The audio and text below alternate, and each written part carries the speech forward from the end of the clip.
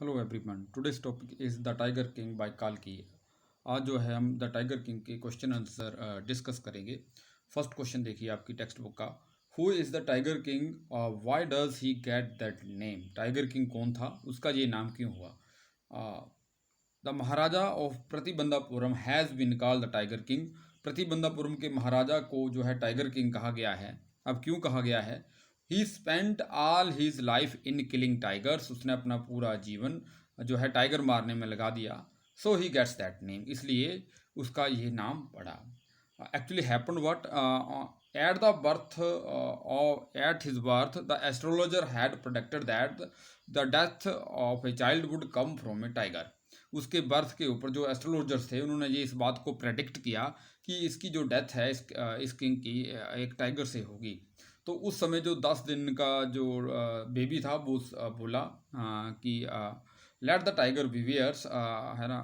और उसने बोला कि अगर आप हर किसी को, एस्ट्रोलॉजर्स ने जो भविष्यवाणी की थी कि हर किसी को मरना है, उसने कहा ठीक है मरना है, लेकिन ये बात तो सबके लिए सत्य है, लेकिन आप अगर उसके मरने का जो तरीका है तो ये बताएं।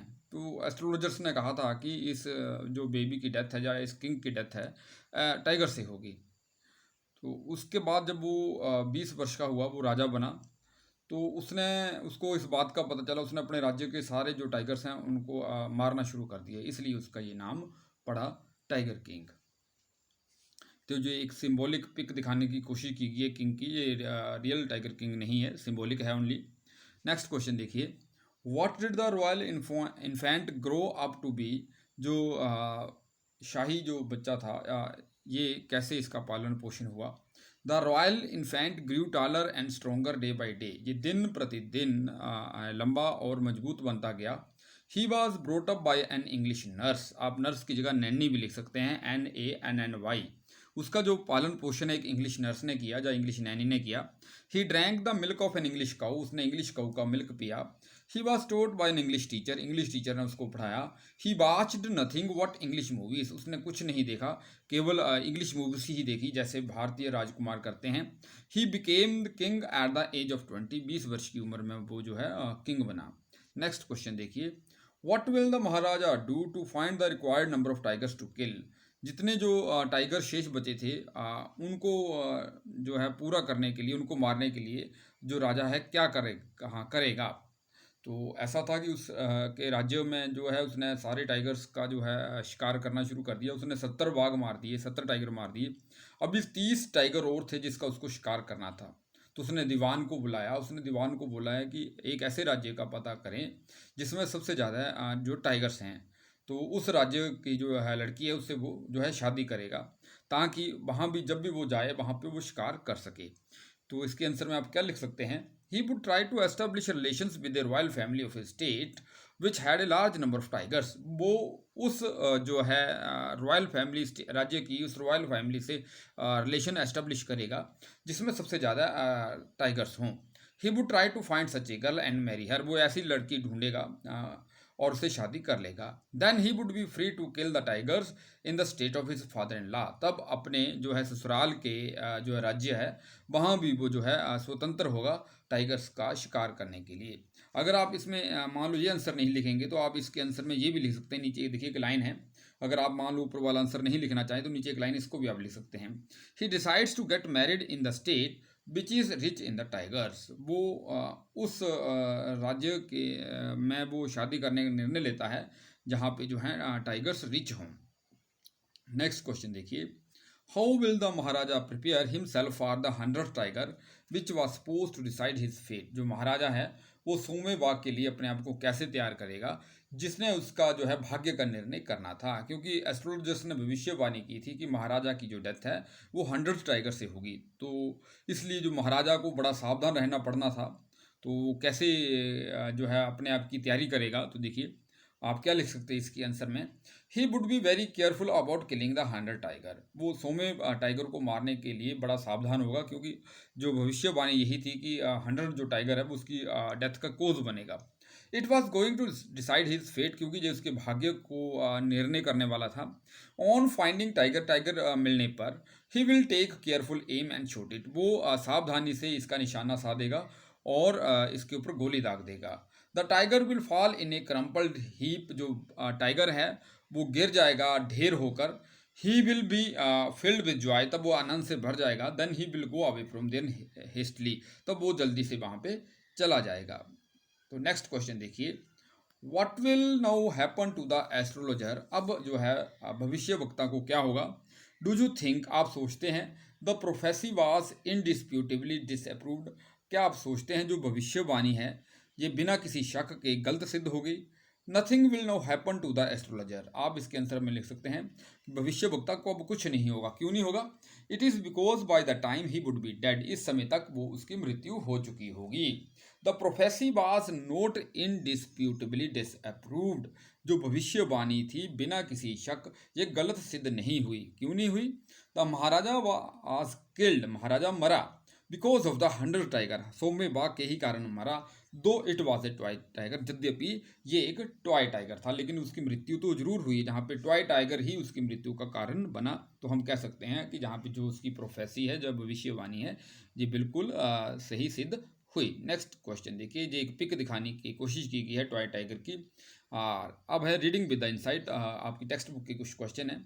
यहाँ पे दो क्वेश्चन इकट्ठे लिखे हैं गए हैं, इनका लॉजिक है, क्योंकि इनका जो आंसर है लगभग सेम है, थोड़ा थोड़ा डिफरेंस, तो आपको बताएंगे कैसे करना है। फर्स्ट क्वेश्चन देखिए, the story is stair on the conceit of those in power, ये जो स्टोरी है ये एक व्यंग्य है उन लोगों के अभिमान पर जो सत्ता में हैं। How does the author imply the literary device of dramatic irony in the story, जो ऑथर है ये जो आयरनी का जो डिवाइस है, ड्रामेटिक आयरनी का, कैसे यूज करता है। नेक्स्ट क्वेश्चन देखिए, what is the author's indirect comment on subjecting innocent animals to the wilfulness of human beings, जो ऑथर का क्या इनडायरेक्ट कमेंट है इनोसेंट एनिमल्स के ऊपर, जो मानव लोग उसके ऊपर अपनी है जानबूझकर क्रूरता दिखाते हैं। तो फर्स्ट क्वेश्चन, हाँ देखिए, ये टाइगर की पिक दिखाने की कोशिश की गई है। The story is Indeed A stair on the conceit of those in power, first line आप क्वेश्चन से ही लिख सकते हैं। देखिए यहाँ पे क्वेश्चन के अंदर थी ये line, the story is stair on the conceit, तो फर्स्ट लाइन हमने क्वेश्चन से ही ले ली। इंडीड एक इसमें वर्ड जोड़ा है, the story is Indeed A stair on the conceit of those in power. Indeed होता है सचमुच, जो स्टोरी है सचमुच में ही व्यंग्य है उन लोगों के अभिमान पर जो सत्ता में हैं। The astrologers had only predicted that Kings death would come from A tiger, जो भविष्य वक्ता थे उन्होंने भविष्यवाणी की थी कि जो किंग की डेथ है ये टाइगर से होगी। Did the king think that the death would not come to him after that, क्या किंग ने ये नहीं सोचा कि क्या इसके बाद उसकी मृत्यु नहीं होगी। तो आगे देखिए, ये कुछ लाइंस ब्रैकेट में लिखी हैं, तो आपने इस क्वेश्चन के अंदर ये सारी लाइंस लिखनी है। ब्रैकेट क्यों लगाई है इसको ये मैं बाद में बताऊंगा। आप जब इस क्वेश्चन का आंसर लिखेंगे तो आप ब्रैकेट नहीं लगाएंगे, आपने यहाँ पे ब्रैकेट का प्रयोग करेंगे। ये जो लाइंस मैंने ब्रैकेट के अंदर लिखी हैं, तो इसका मैं थोड़ा टाइम के बाद में क्लियर करूँगा कि ब्रैकेट कहाँ जहाँ पे क्यों लगाई गई है। The author makes fun of those who kill innocent animals mercilessly, author उन लोगों का मजाक करता है जो इनोसेंट एनिमल्स को मर्सीलेसली बिना दया भाव के मार देते हैं। The story also mentions a British officer, इसमें एक ब्रिटिश ऑफिसर का भी वर्णन है, who wants to kill tiger, जो टाइगर को मारना चाहता था, to have photograph with it, ताकि इससे एक फोटो ले सके। The author wants to hint that, author इस बात का संकेत दे रहा है, दैट पीपल इन पावर, जो लोग सत्ता में होते हैं वो मिस यूज देयर पावर, अपनी पावर को मिस यूज करते हैं। क्यों। जस्ट टू गेट फन, अपने फन के लिए, एंड प्लेजर, अपनी खुशी के लिए, आउट ऑफ दिस सिचुएशन, इन सिचुएशंस के कारण। Both the king and the British officer are considered fellows, दोनों किंग और जो ब्रिटिश अफसर हैं ये एक अभिमानी व्यक्ति हैं। The author uses the dramatic irony in the story, author जो है इसके अंदर एक ड्रामेटिक आयरनी यूज करता है। क्यों।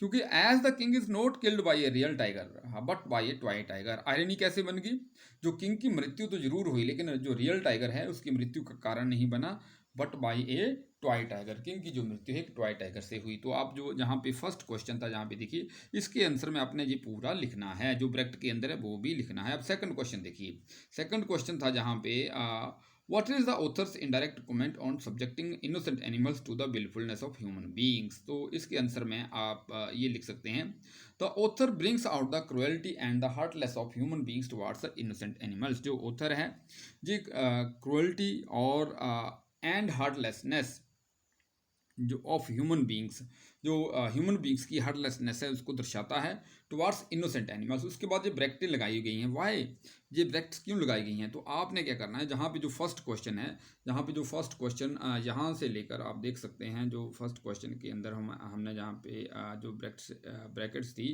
तो इसके अंदर आपने यहाँ से लेकर जो ब्रैकेट्स हैं और जहाँ तक ये पूरा लिखना, आपने ये पूरा, the author makes fun of those kill who kill innocent animals mercilessly. The story also mentions a British officer who wants to kill the tiger uh, to have photograph with it. The author wants to hint that people in power misuse their power just to get fun and pleasure out of the situation. तो ये सारी lines आपने जहाँ पे लिखनी है इस question के आंसर में, जहाँ पे जो ब्रैकेट्स लगाई हैं, जहाँ पे जो मैंने अभी आपको बताया, ये सारी लाइंस लिखनी है जो आपको फर्स्ट क्वेश्चन के अंदर बताई थी ब्रैकेट के अंदर। थस उसके बाद कंक्लूड कैसे करना है question, thus the author exposes the folly, इसलिए जो ऑथर है वो एक्सपोज कर देता है फोली, मूर्खता, क्रूएल्टी, निर्दयता, and heartlessness of human beings, और ह्यूमन बींग्स की जो हार्टलेसनेस है उनको दर्शा देता है। With regard to their behaviour, उनका जो बिहेवियर है टुवार्ड्स इनोसेंट एनिमल्स के प्रति। तो इस तरह से आप इस क्वेश्चन का आंसर लिखेंगे, इसमें आप ये लाइंस लिखेंगे प्लस जो जहाँ पे जो ब्रैकेट्स लगाई हैं इनमें आप जो फर्स्ट क्वेश्चन के अंदर जो ब्रैकेट के अंदर जो मटेरियल लिखा है वो आप सारा लिखेंगे। नेक्स्ट थर्ड क्वेश्चन देखिए, how would you describe the behaviour of the Maharaja's minions towards him. आप मीनियन होता है कृपा पात्र, आप महाराजा के कृपा पात्रों का बिहेवियर कैसे वर्णन करोगे। Do you find them truly sincere towards him, क्या आप पाते हैं कि वो उसके प्रति सचमुच में गंभीर हैं। Are they driven by fear, जहाँ पे द लिखा है तो आर तो जहाँ पे आएगा दे, द नहीं आएगा, दे आएगा। Are they driven by fear when they obey him, जब वो उसको ओबे हाँ उसका आदेश मानते हैं।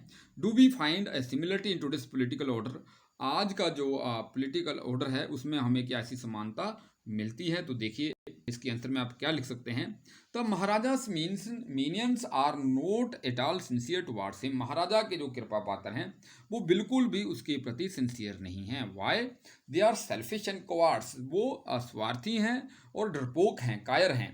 They are driven by fear, वो हमेशा डर से काम करते हैं। दे फियर दैट, उनको डर है, that king would terminate them from job, उन लोगों को लगता था जब राजा को 100th जो टाइगर नहीं मिल रहा था तो उनको लगता था राजा बहुत व्याकुल हो गया था उस 100th टाइगर को ढूंढने के लिए, तो उनको लगता था कि जो राजा है उनको जॉब से निकाल देगा। They fear that king would terminate them from job. They are flatterers, वो सारे के सारे चापलूस थे। They do not guide their Maharaja in the right direction, उन्होंने अपने महाराजा को राइट डायरेक्शन में नहीं गाइड किया, उन्होंने नहीं बताया कि महाराज आपको इतने बाघ मारने की जरूरत नहीं है, वो इनोसेंट एनिमल्स हैं। आप अपने आप आप अपने आप जो है अपने आप को जो है बाघों से सेफ रखें। तो इस तरह से भी वो उसको बता सकते थे लेकिन उन्होंने ऐसा नहीं बताया। They help him foolishly to kill innocent animals, उन्होंने मूर्खतापूर्ण उनको है जो मदद की, हेल्प की इनोसेंट एनिमल्स को मारने के लिए। The Dewan arranges the 100th tiger just to save his job, जहाँ पे जो दीवान है मद्रास के एक यूथ से जो है बाघ का अरेंजमेंट करता है अपनी जॉब को बचाने के लिए या राजा को खुश करने के लिए, क्योंकि राजा ने कहा था कि वो दीवान को नौकरी से निकाल देगा अगर उसको 100वां बाघ नहीं मिलता है। तो उसको अपनी नौकरी का जो खो जाने का डर था, तो अपनी जॉब बचाने के लिए वो जू से बाघ को अरेंज करता है। और वो इतना सिक बाघ था और बूढ़ा बाघ था कि बड़ी मुश्किल से वो उसको गाड़ी से लाए, उस दीवान और उसकी पत्नी ने बड़ी मुश्किल से उसको खींच कर अपनी गाड़ी से बाहर निकाला और जंगल में छोड़ा। और वो बाघ भी बिल्कुल चुपचाप खड़ा हो गया राजा के आगे, ऐसे जैसे विनम्र भाव से, और राजा ने उसके ऊपर जो गोली दाग दी वो वहाँ पे मूर्छित हो गया। तो इस तरह से बताया गया है यहाँ पे। His only purpose is to please the king, उसका जो पर्पस था राजा को खुश करना था। आगे देखिए हाँ आगे वो कहता कि क्या आज के दौर में ऐसी सिमिलरिटी मिलती है, तो आप लिख सकते हैं yes we find a similarity in today's political order, आज के पॉलिटिकल ऑर्डर में भी हमें ऐसी सिमिलरिटी समानता मिलती है। The minions of our political leaders agree with their leaders whether they are wrong और राइट, जो आज के हमारे राजनेता हैं उनके जो कृपा पात्र हैं वो अपने नेताओं से एकदम सहमत हो जाते हैं, चाहे वो सही हों या गलत हों। These leaders are not guided sincerely by their followers, उनके जो अनुयायी होते हैं वो उनको सही ढंग से गाइड नहीं करते हैं। तो आज भी हमें ऐसी बातें देखने को मिलती हैं। नेक्स्ट क्वेश्चन आप देखिए, Can you relate instances of game hunting among the rich and the powerful in the present times that illustrate the carelessness of human beings towards wildlife? क्या आप ऐसे कुछ जो उदाहरण हैं आप देख सकते हैं गेम हंटिंग के अमंग द रिच लोगों के बीच एंड द पावरफुल जो लोग हैं in the present times that illustrates the carelessness of human beings towards wildlife. तो आप लिख सकते हैं there have been a number of instances of game hunting among the rich and the powerful in the present times. ऐसे बहुत सारे जो instances हैं गेम हंटिंग के और अमीर लोगों के बीच जो पावरफुल लोग होते हैं प्रेजेंट टाइम में भी ए फ्यू ईयर्स बैक। हाँ, एक उदाहरण आप देख सकते हैं जहाँ पे film actor Salman Khan was alleged of shooting black deer in Rajasthan. कुछ वर्ष पहले जो फिल्म जो एक्टर सलमान खान था इसके ऊपर आरोप लगाया गया था कि इसने ब्लैक डियर को शूट किया है।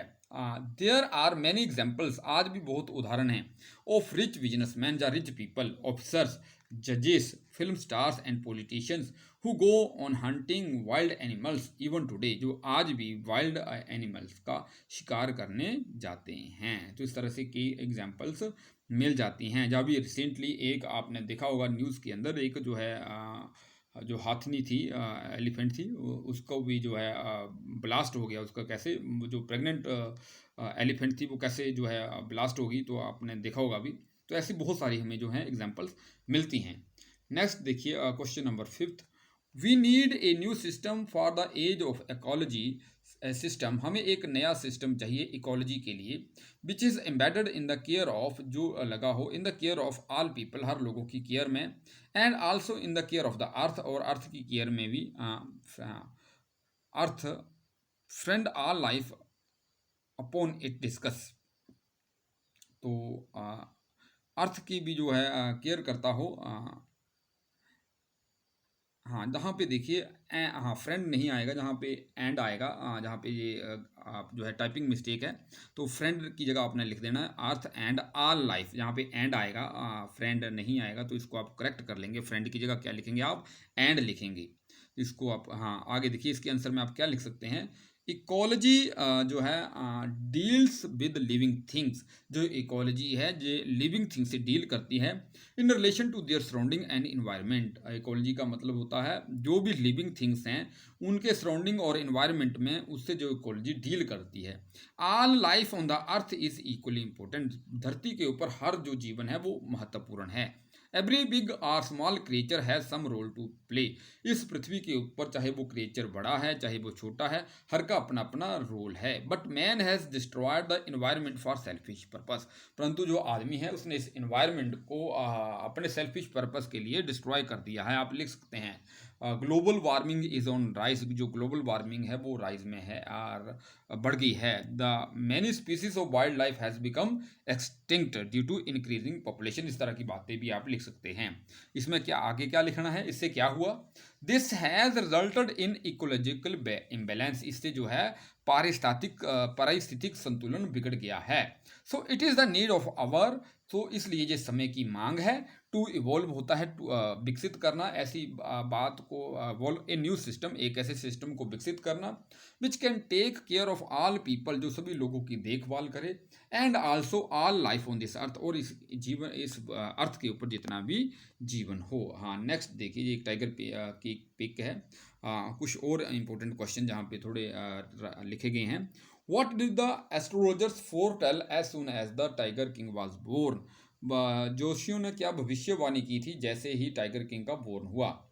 They foretold that, उन्होंने भविष्यवाणी की that child would grow up to become the warrior of warriors, hero of heroes, champion of champions, जो बच्चा है ये विजेताओं का विजेता बनेगा, नायकों का नायक बनेगा, और नहीं हाँ जोधाओं का जोधा बनेगा, वॉरियर ऑफ वॉरियर्स नायकों का नायक बनेगा, hero of heroes and champion of champions विजेताओं का विजेता बनेगा।